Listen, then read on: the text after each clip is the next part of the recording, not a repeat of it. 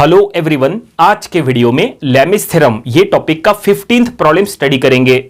तो क्वेश्चन आपके सामने है। क्वेश्चन में लिखा है a sphere of weight 450 newton rest in a groove of smooth inclined surfaces which are making 60 degree and 30 degree inclination with horizontal, find the reaction at the contact surfaces. तो देखिए question आपके सामने है, ये problem हमें solve करना है और ये प्रॉब्लम सॉल्व करने के लिए हम वही टेक्निक का यूज करेंगे जो हमने इसके पहले के प्रॉब्लम्स में यूज किए थे। लेकिन इसके पहले के प्रॉब्लम्स में और ये प्रॉब्लम में क्या डिफरेंस है वो समझ लो। इसके पहले के प्रॉब्लम्स में क्वेश्चन के साथ साथ एक डायग्राम दिया हुआ था, लेकिन यहां पे देखो सिर्फ क्वेश्चन दिया है, कोई भी टाइप का डायग्राम दिया हुआ नहीं है। ऐसे में सबसे पहले आपको एक डायग्राम ड्रॉ करना पड़ेगा, देन आफ्टर उसके अकॉर्डिंग हमें उसका सॉल्यूशन फाइंड आउट करना है। ठीक है, तो क्वेश्चन के अकॉर्डिंग क्या डायग्राम बनेगा, देखो डायग्राम हम यहां पे ड्रॉ करके देते हैं। पहले हम रफ में ड्रॉ करेंगे, ठीक है, रफ में ड्रॉ होने के बाद फिर हम आपको फेयर में ड्रॉ करके दे देंगे। ठीक है, तो क्या बनेगा क्वेश्चन में, देखो क्या लिखा है, a sphere of weight 450 newton. Sphere बोला है तो ये देखिए पहले तो एक स्फीयर बना लेंगे, तो ये हमने ले लिए स्फीयर 450 न्यूटन। आगे क्वेश्चन में क्या लिखा है, that is rest in a groove. Groove मतलब क्या होता है, तो दो इंक्लाइंड सरफेस के वजह से, दो इंक्लाइंड सरफेस जहां पे टच होती है उसके वजह से जो बनता है उसको ग्रूव बोलता है। तो यहां पे रेस्ट इन अ ग्रूव बोला है, तो ये देखिए हम इसके दोनों साइड में यहां पे इंक्लाइंड प्लेन्स ड्रॉ कर लेंगे। तो ये देखो ग्रूव यहां पे तैयार हो चुका है और ये दोनों साइड के जो इंक्लाइंड प्लेन्स है उसका एंगल क्वेश्चन में दिया है। एक साइड में एंगल दिया है 30 डिग्री और दूसरे साइड में हम एंगल लेंगे 60 डिग्री। ठीक है, जो क्वेश्चन में दिया है उसके अकॉर्डिंग ये हमने बना दिया। और अब क्या फाइंड आउट करना है, क्वेश्चन में लिखा है find the reaction eight contact surfaces. मतलब ये स्फीयर ने ये इंक्लाइंड प्लेन के साथ जहां जहां पे कांटेक्ट किया है वहां वहां पे हमें रिएक्शन फाइंड आउट करना है। तो देखो ये साइड में यहां पे किया है, यहां पे पॉइंट ऑफ कांटेक्ट है, इसको कहेंगे ए, और यहां ये पॉइंट ऑफ कांटेक्ट को कहेंगे दैट इज बी। हमें क्या करना है, दोनों ए और बी पॉइंट ऑफ कांटेक्ट पे रिएक्शंस फाइंड आउट करना है acting on the sphere.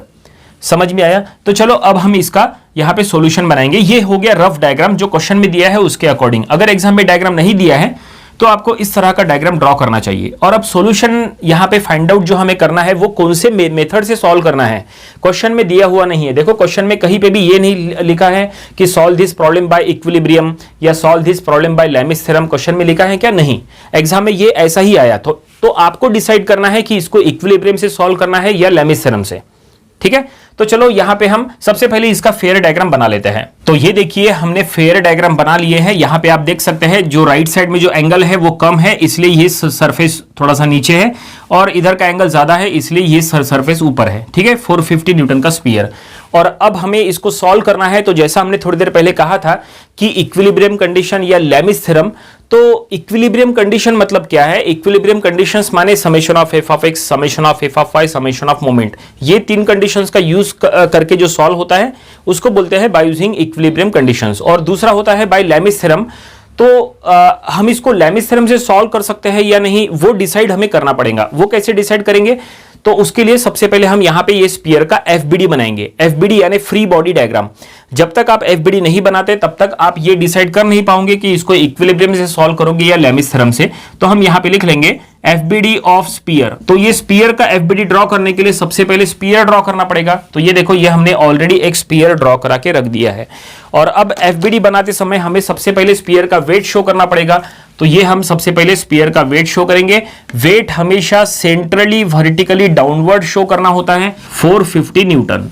Wait show करने के बाद सरफेस रिएक्शन शो करना होता है। सरफेस रिएक्शन बोलो या सपोर्ट रिएक्शन बोलो, ठीक है, या कांटेक्ट रिएक्शन बोलो, एक ही बात है। तो हम यहां पे सरफेस रिएक्शन शो करेंगे। राइट साइड का जो सरफेस है वो 30 डिग्री से इंक्लाइन है और लेफ्ट साइड का जो है वो 60 डिग्री से इंक्लाइन है। तो दोनों साइड में हम सरफेस रिएक्शन शो करेंगे। Reaction must be perpendicular to the surface होना चाहिए। यहां पे ये हम सरफेस रिएक्शन ऐसे परपेंडिकुलर शो करेंगे। किए? और कोई रिएक्शन आएगा क्या? अब ये रिएक्शन को नाम दे देंगे। तो इधर का पॉइंट ऑफ कांटेक्ट ए और इधर हम दे देंगे पॉइंट ऑफ कांटेक्ट बी। ठीक है, तो ए पॉइंट ऑफ कांटेक्ट पे ये जो रिएक्शन है, ये ए पॉइंट ऑफ कांटेक्ट के रिएक्शन को हम नाम देंगे आर ए, और यहां पे रिएक्शन को नाम दे देंगे आर बी। तो यहां पे टोटल 3 रिएक्शंस हो गए, आर ए, आर बी और 450। 3 चीजें आ गई, 3 फोर्सेस हो गए। और कोई फोर्स यहां पे एक्ट होगा क्या? तो और कोई भी फोर्स यहां पे एक्ट नहीं होगा, फिलहाल ये सफिशिएंट है। और अब हमें डिसाइड करना है कि इसको इक्विलिब्रियम कंडीशन से सॉल्व करना है या लेमिस थ्योरम से। तो ये आप इक्विलिब्रियम कंडीशन से भी सॉल्व कर सकते हैं। इक्विलिब्रियम कंडीशन से सॉल्व करने के लिए आपको क्या करना पड़ेगा, आर ए आर बी जो इंक्लाइन है इनको रिजॉल्व करना पड़ेगा और फिर इक्विलिब्रियम कंडीशन से 1 बाय 1 सॉल्व करेंगे तो आसानी से ये सॉल्व हो जाएगा, आर ए आर बी का वैल्यू मिल जाएगा। इस टाइप का ये प्रॉब्लम हमने इसके पहले इक्विलिब्रियम कंडीशन से भी सॉल्व करा के दिए थे, लेकिन हम एक काम करेंगे, इसको लेमिस थ्योरम से सॉल्व करेंगे। लेमिस थ्योरम से सॉल्व करने के लिए पहले आपको लेमिस थ्योरम की कंडीशन सेटिस्फाइड है कि नहीं वो यहां पहले चेक करना पड़ेगा। लेमिस थ्योरम की 3 कंडीशंस होती है जो सबसे इंपॉर्टेंट है, तीनों कंडीशंस यहां पे सेटिस्फाइड होनी चाहिए।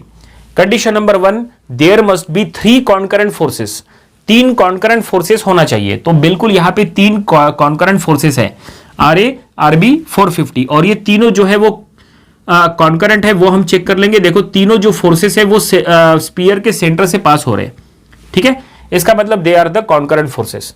कंडीशन नंबर 2, तीनों का डायरेक्शन सेम होना चाहिए। तो देखो तीनों का डायरेक्शन सेम है, आर ए आर बी और 450, तीनों का जो डायरेक्शन है वो इनवर्ड है towards the centre of sphere, ये भी कंडीशन सेटिस्फाइड है। कंडीशन नंबर 3, तीनों के बीच में एंगल पता होना चाहिए तो ही आप लेमिस थ्योरम यूज कर सकते हैं। तो यहां पे तीनों के बीच में एंगल हमें नहीं पता, ठीक है, तो हम एक काम करेंगे, तीनों के बीच में एंगल यहां पे फाइंड आउट कर लेंगे। तो एंगल फाइंड आउट करने के लिए एक काम करेंगे, यहां पे सेंटर का अलग से एफबीडी बनाएंगे। सेंटर का, ये जो सेंटर है ना स्पीयर के सेंटर का, अलग से एक एफबीडी बनाएंगे। तो हम यहां पे बनाएंगे एफबीडी ऑफ सेंटर। देखो स्पीयर के सेंटर का अलग से एफबीडी बनाएंगे क्योंकि हमें तीनों के बीच में एंगल चाहिए। तो कैसे एफबीडी बनता है, देखिए बहुत ही आसान तरीका है एफबीडी ड्रॉ करने के लिए। तो सेंटर पे जो 3 फोर्सेस एक्ट हो रहे हैं, बस आपको वो 3 यहां पे शो करना है। देखो ऊपर से 450, ठीक है, इधर से आर ए, ये देखिए, और इधर से आर बी, ये देखिए, ठीक है, ये हमने सेंटर का एफबीडी ड्रॉ कर रहे हैं। और अब यहां लेमिस थ्योरम अगर अप्लाई करना है तो तीनों के बीच में एंगल चाहिए। तो सबसे पहले एक काम करो, सेंटर से एक हॉरिजॉन्टल लाइन ड्रॉ कर लो, इससे ये काफी आसान हो जाएगा। ये देखिए, ये हमने सेंटर से एक हॉरिजॉन्टल लाइन ड्रॉ कर ली। इससे क्या फायदा होगा, इससे फायदा ये होगा कि यहां पे 90 डिग्री बन जाएगा, यहां पे भी ये एंगल 90 डिग्री का आ जाएगा, ठीक है। और अब रिमेनिंग एंगल्स हमें फाइंड आउट करना है। तो देखो रिमेनिंग में हमें ये एंगल चाहिए आरबी का और हमें ये एंगल चाहिए आर ए का। अब ये एंगल कैसे निकालना, तो एंगल निकालने के लिए एक काम करो, ये जो आरबी जो है यहां पे एक्ट हो रहा है ना, तो यहां से एक हॉरिजॉन्टल लाइन हम ड्रॉ कर लेते हैं, ठीक है। यहां पे आर ए एक्ट हो रहा है, यहां पे भी हम हॉरिजॉन्टल लाइन ड्रॉ कर लेते हैं, ठीक है। देखो ये एंगल 30 डिग्री का है, तो ये भी एंगल 30, तो ये भी 30, देखो ये एंगल भी 30 डिग्री का हो गया, ये 30, ये 30। अगर ये एंगल 30 डिग्री का है तो ये नीचे का ये एंगल 60 डिग्री का हो जाएगा, ये एंगल 60 डिग्री का हो जाएगा क्योंकि ये रिएक्शन परपेंडिकुलर था। तो 90 में से ये 30 गया तो बचा 60, इसका मतलब आरबी का एंगल हॉरिजॉन्टली है 60 डिग्री, तो ये एंगल हो गया 60 डिग्री का, ठीक है। उसी तरह से देखो ये 60 डिग्री का एंगल है, अगर ये एंगल 60 डिग्री है तो ये भी एंगल 60 डिग्री का हो जाएगा, ये 60 तो ये 60, और अगर ये 60 है तो ये नीचे का ये एंगल हो जाएगा 30 डिग्री क्योंकि रिएक्शन परपेंडिकुलर है, ठीक है। तो 90 में से ये 60 को सब्सट्रैक्ट किए तो आया 30, इसका मतलब ये एंगल हो गया इधर का 30 डिग्री। देखो इस तरह से हमने एंगल्स यहां पे बता रहे हैं। और अब इससे क्या होगा, ये 30 और ये 90 मिला के ये पूरा एंगल हो जाएगा 120 डिग्री का। उसी तरह से ये 90 और 60 मिला के ये पूरा एंगल हो जाएगा 150 डिग्री का, और ये रिमेनिंग एंगल जो बचेगा ये रिमेनिंग एंगल हो जाएगा 90 डिग्री का। तो इस तरह से ये हमने लेमिस थ्योरम अप्लाई करने के लिए सभी कंडीशंस को सेटिस्फाइड करा लिए है। कंडीशन नंबर 3 सेटिस्फाइड नहीं थी, तो यहां पे कंडीशन नंबर 3 भी सेटिस्फाइड हो चुकी है। तीनों फोर्सेस के बीच में हमें एंगल पता चल चुका है। उम्मीद करते हैं कि यहां तक आपको समझ में आया होगा। और अब इसमें लेमिस थ्योरम अप्लाई करो, तो हम यहां पे लिख लेंगे बाय लेमिस थ्योरम। सो लेमिस थ्योरम अप्लाई करना है तो आपको क्या करना है, तीनों फोर्सेस के 3 फ्रैक्शन तैयार करना है। सो आर ए का एक फ्रैक्शन बना दो डिवाइडेड बाय 450 का एक फ्रैक्शन बना दो डिवाइडेड बाय आर बी का एक फ्रैक्शन बना दो, तीनों के लिए 3 फ्रैक्शन। तो आपको क्या करना है, R A by sine of its opposite angle यहां लिखना है, 450 by sine of its opposite angle यहां लिखना है, R B by sine of its opposite angle यहां लिखना है। ये अपोजिट एंगल लिखना ही सबसे इंपॉर्टेंट रोल है। यहां पे अगर आपका अपोजिट एंगल रॉन्ग हो गया तो पूरा प्रॉब्लम रॉन्ग हो जाएगा। तो सबसे पहले यहां आर ए का अपोजिट एंगल, तो देखो आर ए का अपोजिट एंगल है 150। देखो आर ए के अपोजिट में क्या है, 150 है, तो यहां लिख लेंगे R A by sine of 150 degree. Then 450 का अपोजिट एंगल, तो 450 के अपोजिट में क्या है, देखो ये 450 के अपोजिट में है 90 डिग्री, तो यहां लिख लो 90 डिग्री।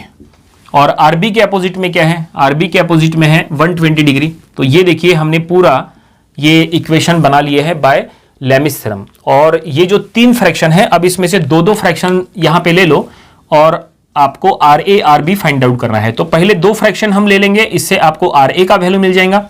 फिर इधर के 2 फ्रैक्शन ले लेंगे और यहां से हमें आर बी का वैल्यू मिल जाएगा। तो चलो इसको 1 बाय 1 सॉल्व करेंगे। सो पहले 2 फ्रैक्शन हम यहां ले लेंगे। सिलेक्ट पहले 2 फ्रैक्शन क्या है, R A by sine of 150 is equal to 450 by sine of 90। देखो ये हमने पहले 2 फ्रैक्शन ले लिए, इसमें क्रॉस मल्टीप्लीकेशन कर लो बस। आर ए इक्वल टू ये दोनों का multiplication 450 sine of 150 divided by sine of 90, ठीक है। इससे आपको आर ए का वैल्यू मिल जाएगा। और अब इधर के 2 फ्रैक्शन ले लो, तो सिलेक्ट ये 450 by sine of 90 degree is equal to R B by sine of 120 degree. और अब इसमें भी क्रॉस मल्टीप्लीकेशन कर लो। So R B equal to ये दोनों का multiplication 450 sine of 120 divided by sine of 90 यहां पे भी, ठीक है। तो यहां पे आर बी मिल जाएगा और यहां से हमें आर ए मिल जाएगा। चलो अब इसको कैलकुलेटर में पुट कर लेंगे, देखते हैं इसका आंसर क्या आएगा। कैलकुलेटर डिग्री मोड में होना चाहिए। तो ये पहला आंसर आ चुका है 225। तो हम यहां लिख लेंगे 225 newton, that is the value of R A 389.711 newton. तो इस तरह से ये हमने R A R B find out कर लिया है। इसका मतलब कॉन्टैक्ट सरफेसेस पे जो रिएक्शन है वो हमने फाइंड आउट कर लिया है। क्वेश्चन में जो फाइंड आउट करने के लिए कहा था वो ये मिल चुका है और प्रॉब्लम यहीं पे कंप्लीट हो गया। उम्मीद करते हैं कि ये प्रॉब्लम आपको समझ में आया होगा। ये प्रॉब्लम आपको अपनी प्रैक्टिस बुक में जरूर सॉल्व करके देख लेना चाहिए। ये था लेमिस थ्योरम ये टॉपिक का प्रॉब्लम नंबर 15। इसके पहले जो हमने इसके 14 प्रॉब्लम्स लिए थे वो भी आपको स्टडी कर लेना चाहिए। और इसके आने वाले दिनों में हम इसके और भी नंबर ऑफ प्रॉब्लम्स कवर करेंगे ताकि इसकी और अच्छे से प्रैक्टिस हो जाए। तो मिलते हैं नेक्स्ट वीडियो में। Thank you very much.